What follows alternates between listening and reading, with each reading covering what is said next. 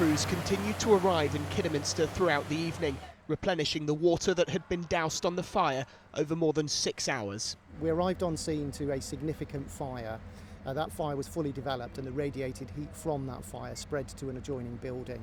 Therefore, what we ended up with was a significant fire over 2 industrial units. Hence, a major incident was declared and a significant amount of resource was deployed.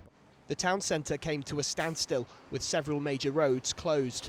Tonight, one local told me he'd spoken to an employee who was in the factory when the fire started. He just basically said that he saw a spark and it ignited, and he decided to raise the alarm straight away and get everybody else out of the factory because he could see how serious it was going to be.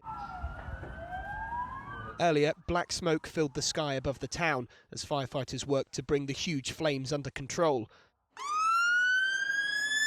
Emergency services were called just before 3 o'clock to Park Street after explosions were heard by those living nearby and some homes were evacuated. I was at home and I heard the sirens and I heard an explosion and came out of the house and saw the flames and everything, and we've been evacuated by the police.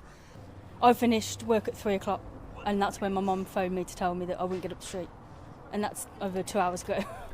I just heard the sirens as soon as I heard the explosion, and then the police told us that we had to get out of our house. I was told that make sure everyone's out, not sleeping. There's some blokes on nights. We got them out, but the fire started at the chemical factory in Park Street, and it spreaded towards the shoe shop on top of Hill Street, which had just collapsed an hour ago.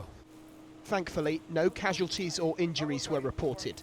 Locals can expect to be back in their homes this evening, but are encouraged to keep their windows and doors shut. The fire service say crews will be here throughout the night and into tomorrow morning as they continue to investigate what caused this fire. Lewis Warner, ITV News, Kidderminster.